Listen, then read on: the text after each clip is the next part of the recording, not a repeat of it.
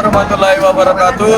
Kami dari kelompok 1 dari mata kuliah Kedatuan Sriwijaya. Sini nama saya Reza Aditya. Saya Hoi Musa.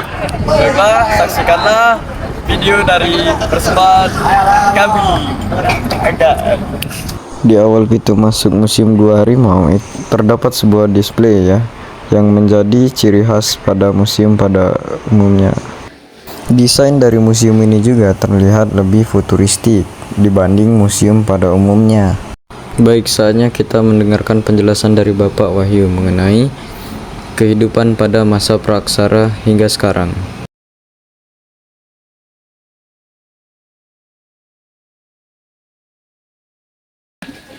Jadi zamannya ini kita belajar kemarin ya. Kita belajar kan? Belum ya? Arkeologi. Jadi tingkat dasar, ya inilah tingkat dasar. Jadi ada triek sistem, zaman batu tua, paleo. Nah inilah mereka meramu, belum, tapi mereka sudah beberapa yang menetap. Nanti, nah ini sudah mencari ikan, masa kemudian berburu. Ini kapaknya itu, nanti ada dia, ya. Ini serigala-serigala. Nah ini udah era sekarang.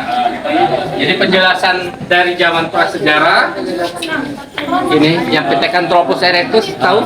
Ah inilah. Ya, mulai dia sudah Homo sapien, ya, sampai ke manusia cerdas. Homo sapien kan manusia cerdas. Nah itulah terbentuklah mereka ini sampai kayak kalian ini sekarang. Ya, tidak paham? Paham.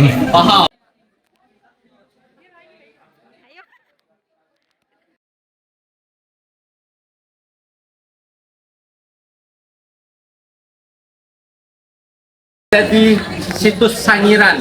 Itu Sangiran. Oke. Situs manusia purba Sangiran, sama bentuknya.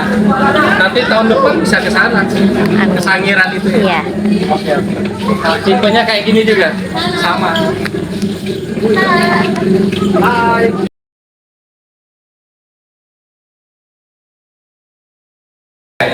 Dibantu Pak Wahyu ini jelaskan Pak. Ada storyline. Oh. Pak Wahyu ini. Di awal kita disuguhi dengan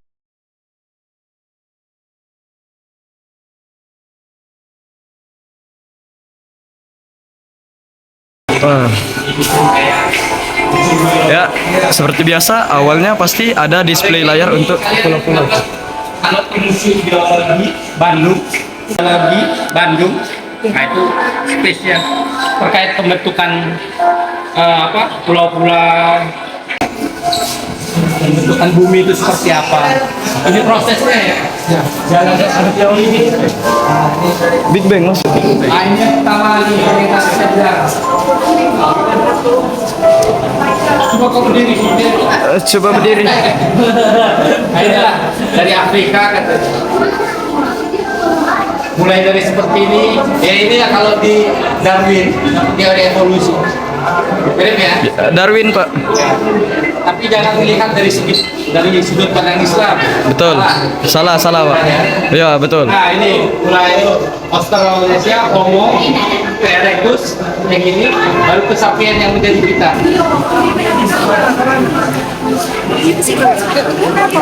Nah, ini kapak-kapaknya. Rimbas, penetak, kapak genggam. Jadi menurut para ahli, Jawa ini bagian selatan, bagian timur ini terendam tuh, kayak gitu. Kemudian tenggelam. Makanya banyak sisa-sisa itu di bagian sini. Nah, karena mereka ini punya gunung-gunung berapi aktif, lama-lama, nah ini lah dia tuh. Jadi dataran yang sekarang sampai ke Banyuwangi kan? Ya. Sampai ke inilah. Loh, ini sama Homo sapiens. Ini ada ini. Di dalam ada yang asli kan? Dari tengkorak tadi jadinya kayak gini. Manusia. Ya. Coba kau kesini, mirip tak? Tidak, Pak. Ya. Lanjut. Nah, ini lihat temuan gigi-giginya sama kayak Kalau di arkeo bisa tahu atau ini laki-laki. Nah, oh, volume otaknya 1400, mongoloid. Nah, kalau tumpukan kerang itu ada di itu Bukit Kerang. Kenyoken mau dengar namanya. Kioken kok mau denger? Kenyoken. Kenyoken Pak ya. Ya. Ya. Dari sinilah senjata-senjata itu dimulai. Dari ini ya. Ini nanti kalau yang kecil bisa untuk tombak. Bayangkan aja dulu Sumatera itu tenggelam segitu. 11.800 tahun yang lalu. Cuma kelihatan punuk-punuknya itu, bukit-bukitnya itu. Jadi nggak ada namanya Palembang, nggak ada namanya Bengkulu ya. Di sinilah yang bukit yang paling punuk. Nah, kau miripnya dengan ini. Nah ini ya. Tadi kalau kita naik mobil ini kan nyebrang sungai, Ya, itu Pak. Sungai Ogan. Oh, yang tadi Pak. Kalau tembusnya itu ke Kimerogan di Palembang. Nah itulah awalnya dari sini. Ya, di sinilah sungai. Dago Harimau di sini. 1945 tahun. Ini asli. Kubur ganda. Ini suami istri Pak. Tahu dari laki-laki dan perempuan ya. Kubur ganda itu sepasang biasa. Teman-teman saya ke sini ekskavasinya. Nah, ini pimpinan Nur. Nah, ini ada logam. Kapak-kapak itu ya. Logam Pak ya. Ya, ada logam. Ya kelihatan. Keren ya Nah, ini manusia zaman kira-kira divisualisasi seperti ini. Jadi di gua itu ada ruangan untuk mereka tidur, ada untuk masak, segala macam. Ini Prof. Hariwidi yang termasuk menemukan sini ada 2 orang, Prof. Truman Simanjuntak dan Prof. Hariwidi. Ya. Ini 3 malah ya. Ini 3 kepala pecah. Oh, Was. keren sekali. Ya ini lumayan. Ya itu yang saya bilang untuk alat-alat Serpi, ya. Pak, ya? Ya, serpi. Oh iya. Ini buli-bulinya. Buli-buli Pak. Ini dia dari apa? Tanah liat. Asli sini. Dan itu buatan lokal sepertinya. Ini Pak, kalau untuk fungsi Pak. Bekal kubur dia, Mas. Oh, bekal. Oh, itu yang disampaikan sama Bu Ayu Jadi waktu Tempayan Pak. ini tengkoraknya misalnya ya. Ya, Pak. Buli-buli ini kalau sebagai bekal kubur, jadi alat-alat misalnya mani-mani, Oh. gelang, kalung, nah itu dimasukkan di situ. Itu namanya bekal kubur. Oh, bekal kubur. Jadi ada 2. Kalau yang lebih besar itu namanya tempayan. tempayan. Nah yang kemarin saya bilang tempayan ada 2. Iya, iya. Tempayan sebagai bekal kubur atau sebagai wadah kubur. Iya. Kalau bekal kubur, barang-barang itu dimasukkan di situ. Tapi kalau terus mayatnya ditaruh di sebelah. Tetapi kalau dia sebagai wadah kubur, ketika dia meninggal, ada yang bisa dimasukkan kalau dia kecil. Ya. Kalau dia besar, ketika sudah berapa tahun, tulang-tulangnya yang dimasukkan terus dikebumikan lagi. Itu sebagai wadah kubur. Zaman dulu tentara ini sebagai pemanggil hujan. Ya. Kendang itu bergerak. Parah. Kebanyakan ini kalau di Indonesia ada di Alor, Kalau Pak. Pulau Alor. Nah, ada namanya ini kan besar tipe Hager. Ya, tipe Hager. Ada yang kecil, namanya Moko. Ya, betul. Nah, Moko itu di Alor juga banyak. Ya. Kalau dia tempayan sebagai wadah kubur itu tuh ya. Oh iya betul. Ya? Iya betul. Ya, Pak. Itu tempayannya, jadi di dalam tempayan itu Para. ada tengkorak. Tengkoraknya.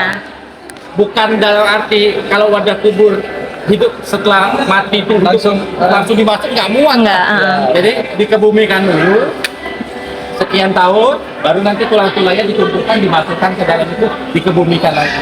Kayak gitu. Itu kalau wadah kubur. Kalau dia bekal kubur ditaruh di sampingnya. Ini yang meninggal, wadah kuburnya taruh sini. Isinya apa? Perhiasan tadi. Ya. Bisa berincung segala macam ini. Biasanya kalau dia makin banyak misalnya belincung-belincung ini, ya, mungkin aja dia sebagai seorang pejabat zaman dulu. Ah, Ya, iya kan? Benar Pak. Jadi makin wah bekal kuburnya, mungkin dia makin Semakin wah juga tinggi. jabatannya. Iya, Iya. Mungkin tanda kutip. Di Sulawesi Jadi ada namanya menhir. Ini menhir. Ada yang berbentuk orang ini di Sulawesi. Di Sulawesi Utara, Barat, Tengah tuh pakai ini. Bayangkan saja, ribuan tahun yang lalu orang bisa membuat ukiran. Sampai di replika dari Gua Putri ya. 35 sampai 60 tahun umurnya kira-kira ya. Perempuan dan laki-laki. Studio ya. Di sini ada video model apa tuh? Video dari penjelasan mengenai Gua Putri, Gua Harimau ya. Ya di sini juga ya tempatnya adem, walaupun mungkin di sini ada berapa kursi ya, tidak terlalu banyak. Saya lihat ada 5 baris ya. Masing-masing terdiri dari sekitar 15 kursi ya. Ya cukup banyak lah untuk kita ya. Ia meniti tapak sama di tanah lembab, hingga bayang rusa muda muncul di balik semak. Campuran adonan dipilih, lalu dibentuk menjadi lingkaran. Kemudian disusun bertingkat, dan permukaannya dihaluskan. Disematkan di pergelangan tangan, dan tembikar berisikan hasil panen sebagai bekal kubur. Gua Harimau menawarkan kombinasi perlindungan fisik, akses sumber daya, dan posisi strategis. Gua Kaslim berperan sebagai tempat serbaguna. Kebutuhan bertahan hidup, kebutuhan sosial, dan juga kebutuhan ritual mampu diberikan kepada para penghuninya selama hampir 5 milenia di pedalaman Sumatera.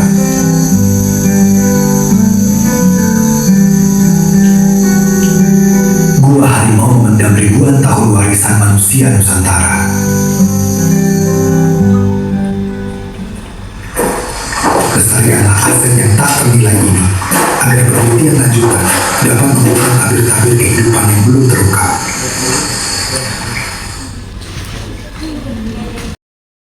Itu Taman Purbakala Pundan Berundak ya.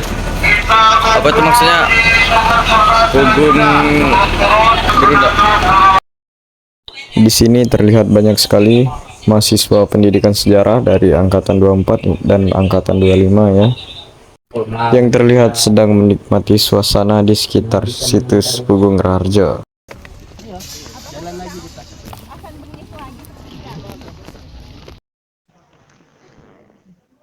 Di sebuah sudut tenang di Kabupaten Tenggamus, Provinsi Lampung, tersimpan jejak peradaban yang telah berusia ribuan tahun. Situs Pugung Raharjo terletak di Desa Pugung Raharjo, Kecamatan Pugung, Kabupaten Tenggamus. Lokasinya berada di dataran yang cukup luas, dikelilingi oleh alam yang masih asri dan menenangkan. Keberadaan situs ini pertama kali diketahui oleh masyarakat sekitar, sebelum akhirnya menarik perhatian para arkeolog pada pertengahan abad ke-20.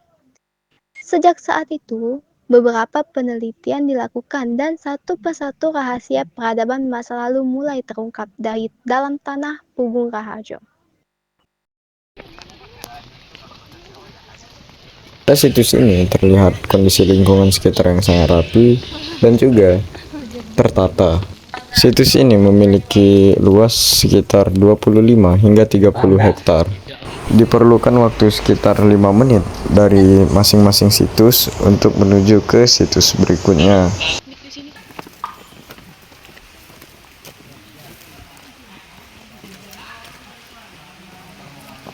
Jadi ini yang namanya batu mayat ya, kompleks batu mayat atau batu kandang ya.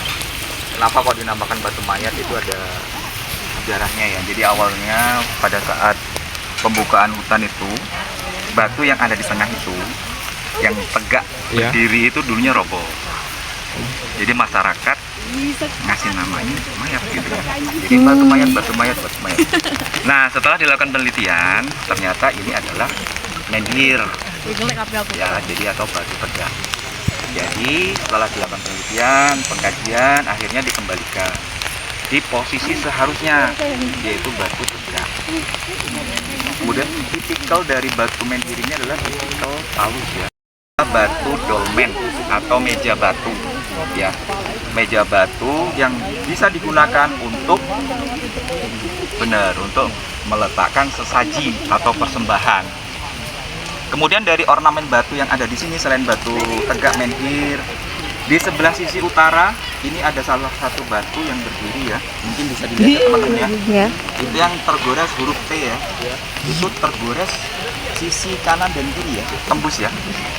Berdasarkan penelitian bahwa di zaman prasejarah itu mereka menggunakan tahu ya, karena dari sejarah ya. Bapak, berarti menhir yang ada di tengah itu tuh peninggalan kepercayaan Tantrayana, Pak ya? Kalau yang saya tahu itu peninggalan dari zaman prasejarah ya, megalitik. Jadi mereka mengenal dan memuja sarananya itu lewat batu-batu besar. Jadi yang mereka tinggalan itu adalah batu-batu besar, untuk batu. Kemudian dibuatlah punden. Nah, di ujung sebelah timur itu punden berundak yang masih asli ya. Itu yang kemudian nomor 5. Jadi awal ditemukanlah seperti itu pada saat dibukanya hutan. Jadi itu masih asli. Kalau yang 1, 2, 3, 4 tadi sudah dilakukan pemugaran. Nah, jadi yang masih orisinil itu yang nomor 5. Ayu Pak. Ya, di situ ada kemiripan dengan situs yang ada di sana di Bapak. Kalau di sana sebagai peninggalan zaman apa? Hindu Buddha ya Pak. Ya, setelahnya. Jadi bisa jadi kemungkinan ya, mungkin kita bicara kemungkinan jadi dari tradisi yang sebelumnya ya, dari tradisi prasejarah, kemudian ada masuk kepercayaan atau pengembangan agama Hindu atau Buddha, masih menggunakan sarana dan prasarana yang dilakukan sebelumnya. Benar-benar. Berarti mengadopsi budaya megalitikum berarti ya Pak. Seperti contoh di sini juga ada punden pundak ya, Pak, yang dia pondasinya itu bukan batu andesit, tapi batu bata. Tadi mungkin di Gunung Gosi lihat ya, ada batu bata yang ada tulisannya. Betul. Ada tadi Pak. Iya. Nah, itu di punden batu bata itu posisi pondasi yang mengelilingi itu dari batu bata. Artinya tradisinya lebih ke depan lagi. Mungkin dia sudah terpengaruh oleh penyebaran agama Hindu atau Buddha. Iya, betul. Jadi mereka sudah mulai mengenal menulis, ya kan? Mungkin dia sudah mendesain ornamen yang lebih sempurna ya. Tapi belum sempurna sih ya. Masih berbentuk yang tidak seperti prasejarah. Kalau seperti kayak batu palus tadi kan memang posisinya itu kan di link ya, ada lingkaran kayak cincin gitu kan di atasnya itu. Nah, itu kan dibuat kan gitu. Mereka mungkin sudah mengenal besi, sudah mengenal alat-alat yang untuk melakukan pemahatan. Dan itu sudah istilahnya sampai sekarang ya, kompleks Batu Mayat, kompleks Punden itu masih digunakan oleh masyarakat Hindu di sini, oleh masyarakat Buddha juga. Mereka mempunyai kepercayaan masing-masing. Jadi kalau kayak orang Hindu ya, di sini selalu dilakukan sembahyangan ya. Sembahyangan, mereka mengambil ritual pengambilan air suci di kolam megalitik. Setelah itu mereka melakukan sembahyangan di situs, misalkan punden, berundak. Kemudian kalau berkaitan dengan persembahan, dia ada di kompleks Batu Mayat atau Batu Kandang. Jadi seperti dolmen tadi kan, mereka melakukan saja di situ. Kemudian wangi-wangian, dupa dan sebagainya. Berarti Pak, mereka ini masih menganut apa sih Pak? Masih ada separuh kayak animismenya Pak? Iya, yang animisme, humanisme. Karena mereka baru sampai mungkin tahap pemikirannya di sarana ya, sarana prasarana. Dia membuat punden misalkan. Itu kan sarana mereka untuk mencapai sesuatu yang dia anggap suci atau tempat bersemayam roh-roh leluhur. Mereka hanya percaya sampai di roh-roh leluhur, belum sampai mungkin kayak kita sekarang ya. Ini panggilannya Pak siapa? Pak Didi ya? Iya. Ada dia asli sini? Ya, asli orang Pugu. Oh, asli sini. Iya. Oke, sekarang udah sampai di situ. Ininya kurang lebih 7 meter ya. Tempat ibadah tertinggi mereka ini.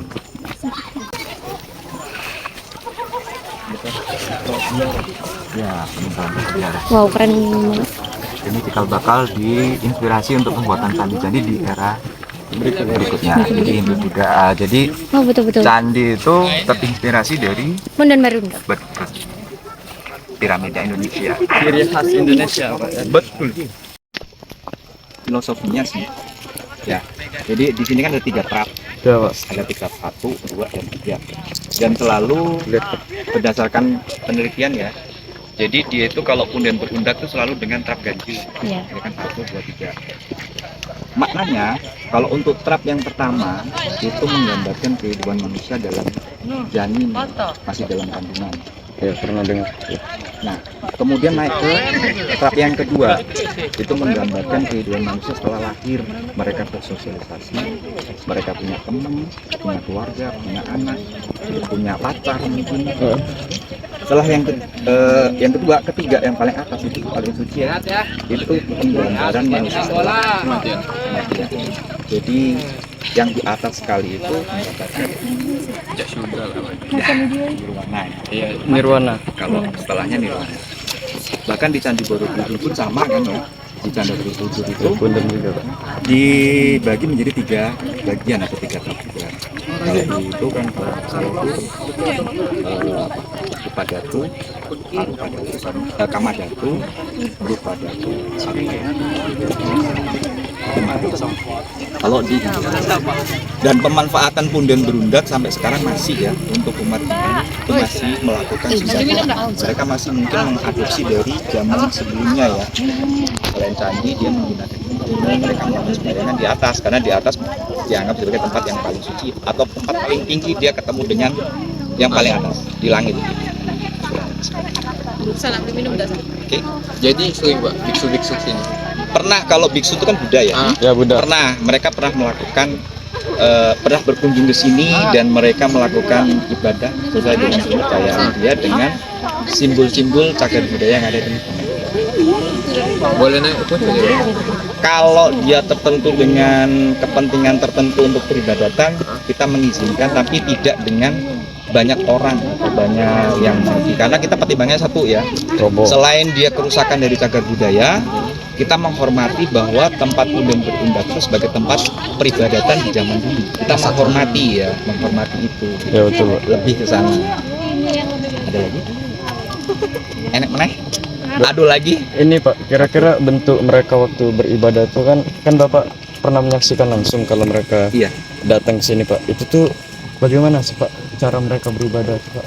Kalau mereka beribadah, kalau saya melihatnya aja ya, mereka melakukan ritual pertama biasanya mereka mengambil air suci, bersuci dulu mungkin ya. Kalau kita mungkin orang Islam, Ya, betul. kita berwudu dulu mungkin ya gambaran kalau mereka. Setelah itu mereka melakukan ada mungkin baca-baca doa.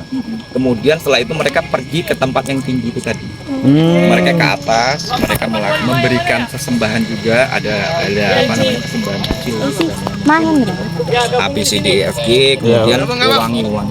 Oh, Tapi yang ke atas itu hanya yang menjadi tokoh agamanya. paling tingginya ya, Pak? Betul. Jadi kalau orang Hindu yang pakai baju putih.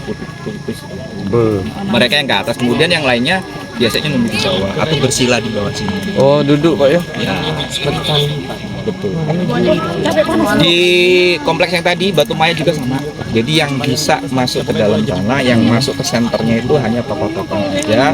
Selebihnya itu mereka mengelilingi di luar area. Ya, melingkar Pak. Betul. Karena waktu itu pernah didatangi dari tokoh Bali, dari Bali ya. Iya, Pak. Kalau orang Islam mungkin ulama-ulama atau kiai-kiainya yang datang ke sini, mereka melakukan ritual di sana. Sembahan juga sama. Oke. Oke, Pak. Terima kasih Pak.